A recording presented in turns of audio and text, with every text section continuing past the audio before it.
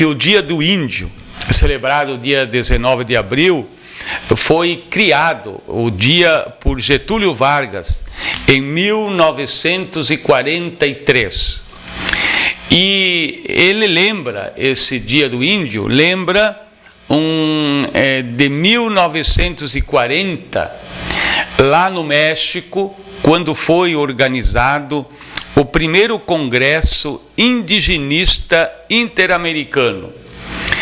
Aquele congresso de 1940, ele pretendia valorizar a cultura indígena, preservar a sua etnia, manter as suas terras e a sua vida. Era o congresso. E de lá nasceu a ideia do Dia do Índio, e que foi oficializado aqui em 43. Índio, que, como eu disse, os portugueses chegaram aqui em 1500. E os verdadeiros descobridores destas terras foram os índios, esses que descobriram o Brasil. Aqui, antes da chegada dos portugueses, vivia uma grande civilização com, segundo a história, com 6 milhões de índios nas terras que hoje pertencem ao Brasil. 6 milhões de índios viviam aqui, e hoje, desses 6 milhões, restam 280 mil. Então, em 22 de abril de 1500, quando Cabral chegou aqui, ele não descobriu, ele chegou aqui numa terra onde viviam 6 milhões de índios. E eles tinham, naquela época, e os índios trazem para nós essa contribuição, uma outra visão de mundo e de vida que é a nossa de hoje, diferente. Eles eram os defensores, eles tinham os valores, os defensores da vida, da família, do grupo, da tribo. Eram defensores da natureza, da terra, da água, dos rios, da mata. Eles eram defensores e viviam em harmonia com os animais, viviam deles, mas os respeitavam, viviam na mata, mas não destruíam, viviam nos rios, mas não liquidavam. Como fazemos hoje na nossa cultura predatória, desbravadora, consumista. Os índios nos mostram e nos trazem inúmeras contribuições culturais, com a questão da alimentação, com a questão da música, com a questão, como eu disse, da visão de vida. E uma pena que os portugueses e os imigrantes europeus que vieram para cá não souberam respeitar os povos que aqui. E eles foram, e por que foram diminuindo tanto assim? Foram diminuindo pela escravidão que os portugueses e espanhóis fizeram deles, os índios, aqui na América. Também foram sendo destruídos pela contaminação das doenças que foram trazidas pelos europeus, pelos portugueses, que os índios não tinham resistências aqui. E também pelas mortes em massa, pelos assassinatos, pelos ataques, pelas lutas para ocupar suas terras e as riquezas naturais desse Brasil, e foram sendo dizimados num verdadeiro genocídio nacional. E sobre os índios ainda, eu gostaria de lembrar aqui, que diz muito para nós no Rio Grande do Sul, a experiência dos 7 povos das missões e do nosso grande líder indígena gaúcho, que é o Sepete Araju. É um protótipo, um líder, um protótipo da luta pela valorização e defesa da causa indígena e da vida dos índios aqui, o nosso líder índio Sepete Araju. Lá pelos anos de 1600, 600 e poucos, a Igreja Católica, que veio junto com os portugueses para cá, na intenção de evangelizar os índios, ela fez uma experiência nas chamadas reduções indígenas aqui na América, na Argentina, no Paraguai e também no Rio Grande do Sul. ela aglutinava em reduções, em vilarejos, em cidades, os índios e mesclava os valores da cultura indígena e os valores e a cultura cristã europeia. E há aí toda uma interpretação histórica, se isso era uma imposição cultural ou não.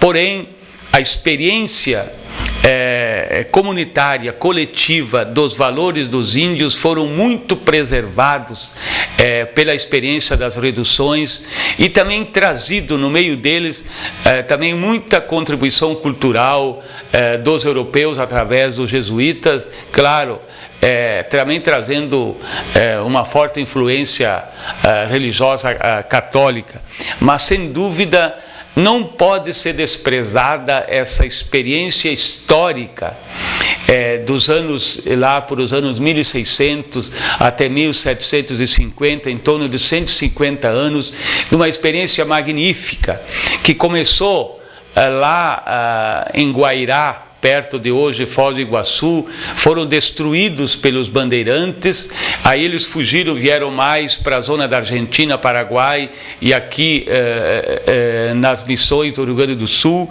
e aqui floresceram durante 150 anos. Aproximadamente havia nos Sete Povos mais de 30 mil índios nas 7 reduções jesuíticas, indígenas, aqui do Rio Grande do Sul. E foi nestas reduções que se fez uma experiência muito interessante da fusão da cultura indígena com a cultura trazida pelos jesuítas. E também, lá, depois de 150 anos de vida das reduções jesuíticas, aconteceu um fato histórico importantíssimo, que foi o Tratado de Madrid, entre a Espanha e Portugal, lá em torno de 1750. Por esse tratado feito lá nos gabinetes da Europa, a Portugal e Espanha acertaram o seguinte: que Portugal entregaria para a Espanha a colônia do Sacramento, que era portuguesa, e os espanhóis entregariam para os portugueses os 7 povos das missões. Só que para isso eles condicionaram que os 7 povos das missões fossem livres dos índios e dos padres. Então os dois impérios da época, Espanha e Portugal, decidiram tirar à força os índios e os padres das missões para entregá-los livres então aos portugueses, no Tratado de Madrid. E foi contra esse tratado que os índios dos 7 povos se rebelaram e defenderam as suas terras sob a liderança e influência dos padres, mas sobretudo com a liderança do grande índio Sepete Araju, que era o cacique de São Miguel das Missões, que foi designado líder da resistência da Guerra Guaranítica contra os espanhóis e os portugueses. Eles foram numa guerra desigual entre os índios e esses dois impérios. Os 7 povos das missões foram destruídas e as ruínas lá de São Miguel, que hoje é um patrimônio da humanidade, é visitado frequentemente como um símbolo dessa insensatez histórica dos portugueses e dos espanhóis na destruição trágica dos 7 povos. E sobre aquela experiência, tem um historiador chamado Clovis Lugan. Ele escreveu um livro chamado A República Comunista Cristã dos Guaranis. É um livro importantíssimo que tenta trazer e mostrar a República Comunista Cristã dos Guaranis.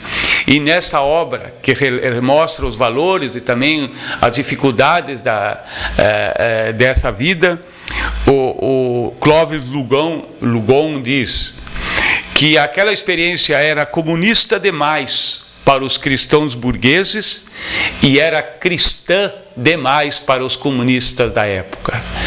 Então é uma experiência importantíssima que se viveu aqui e que infelizmente foi destruída. Inclusive Karl Marx, que é o autor do comunismo e da experiência comunista histórica,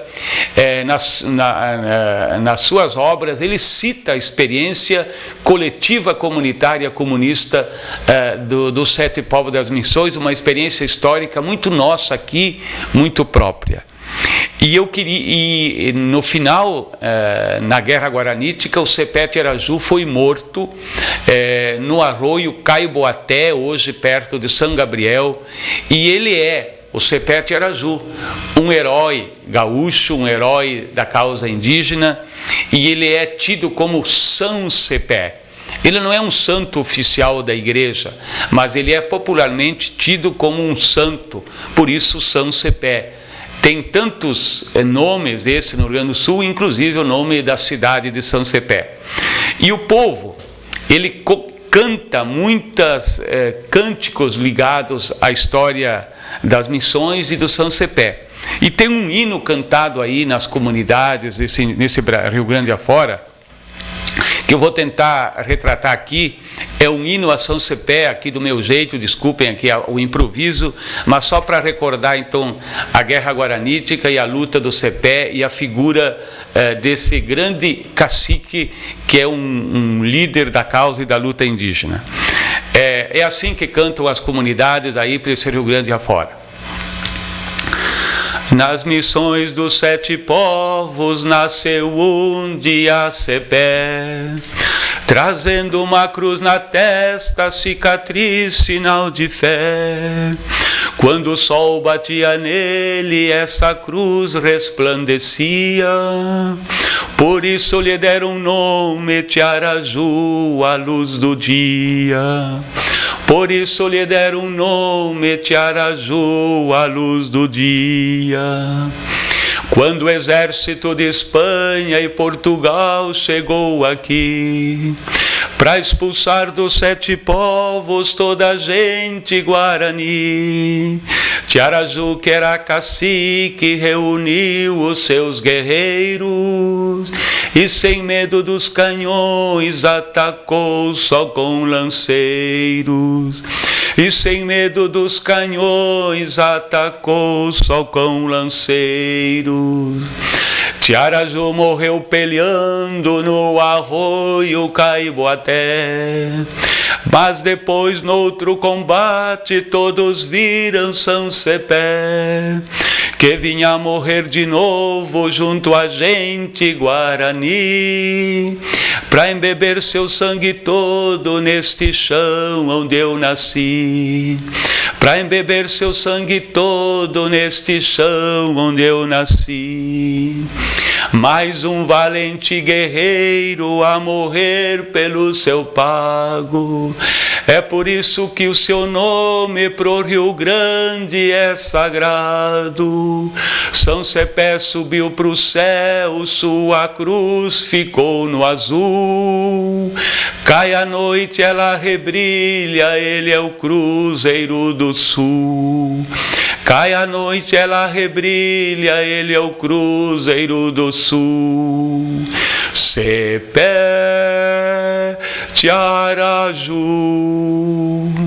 Sepé, Tiaraju, Sepé, Tiaraju. É isso, um pouco do que canta o povo nessas plagas do Rio Grande, lembrando o grande herói dos índios gaúchos e o grande herói, símbolo da luta da causa indígena desse país, dos verdadeiros povos que moravam e são os donos dessa terra, o Brasil.